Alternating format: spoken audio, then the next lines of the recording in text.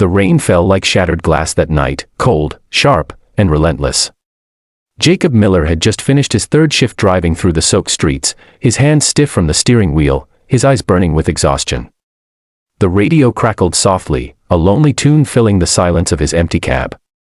He wasn't supposed to take another passenger. His little daughter Emma was waiting at home with leftover mac and cheese. But fate has a cruel way of rewriting plans. Because on that night, when the city slept and the world blurred behind sheets of rain, he saw her. A woman in a torn white wedding dress, sitting alone in a wheelchair at a deserted bus stop. He almost didn't stop. Almost. But then she looked up, her eyes red, her makeup washed away, her hands trembling over a wilted bouquet. Something inside him broke open. Jacob pulled over, rolled down the window, and asked the question that would change his life forever. "Miss, are you okay?" The woman flinched, clutching the bouquet tighter. "Do I look okay?" she whispered through chattering teeth. Her voice was fragile, but beneath it was a fire that refused to die. Jacob didn't ask more. He simply opened the passenger door and said quietly, "Come on. Let's get you out of the rain." And that was the moment, the quiet collision of two broken worlds, that set everything in motion. She told him her name was Claire. She didn't tell him about the ceremony she'd been left at, the men who had promised forever but vanished minutes before their vows. She didn't tell him that her legs hadn't worked since the accident that took her mother 3 years ago, or that she was the only heir to a multi-billion-dollar family empire.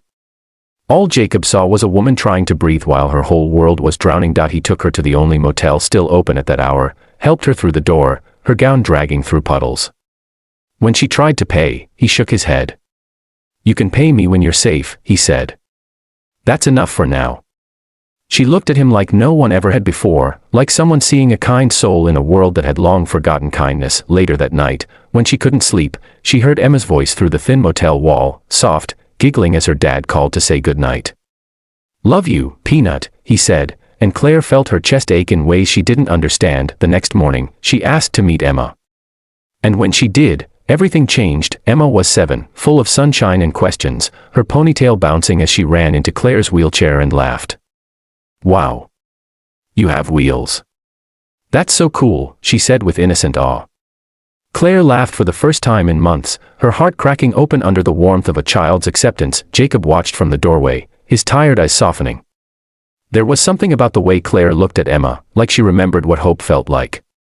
He didn't know who she really was, but he knew she was someone worth saving. The days turned into weeks. Claire stayed in the small town, quietly renting a room near Jacob's modest home.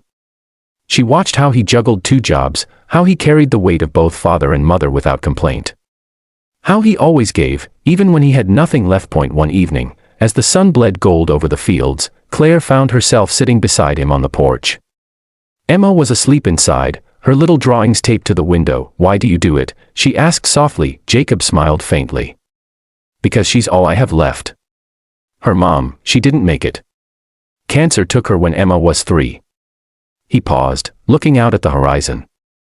"But you can't let the bad days win. You keep going. You love harder. You fight longer." Claire blinked back tears. "You're stronger than you know, Jacob." "So are you," he said, looking at her with a quiet truth that stripped away everything else, the wheelchair, the heartbreak, the lies. For the first time, she wanted to tell him the truth. But she didn't. Not yet. Weeks later, Jacob's truck broke down. His bills piled up. He never complained, but Claire could see the strain. One morning, she disappeared. No note, no call. Just gone. He told Emma she probably had to move on with her life. But the silence hurt more than he expected. Then one afternoon, a black car pulled up outside their small home. 2 men in suits stepped out, followed by a woman in an elegant dress, her hair perfectly styled, but her eyes still carried the same sadness he remembered. "Claire." Jacob breathed. She smiled softly. "It's me." He looked at the luxury car, the entourage, the flashing cameras in the distance. "Who are you?" "I should have told you sooner," she said, her voice trembling. "I'm Claire Everhart. My family owns Everhart Industries. I was supposed to marry someone who only wanted that name. But you saved me when you didn't even know who I was."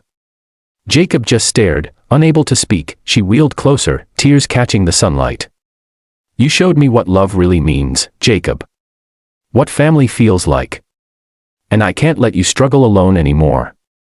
He shook his head. Claire, I don't want your money. I know, she said softly, reaching out her hand.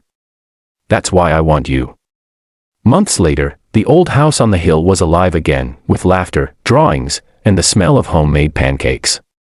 Emma's giggles echoed through the halls as she pushed Claire's wheelchair faster down the hallway, both of them laughing like children. Jacob stood in the doorway, his eyes full. He'd once believed life had already taken everything from him. But life, it seemed, had just been waiting to give it all back, because sometimes, the people we save, are the ones sent to save us too.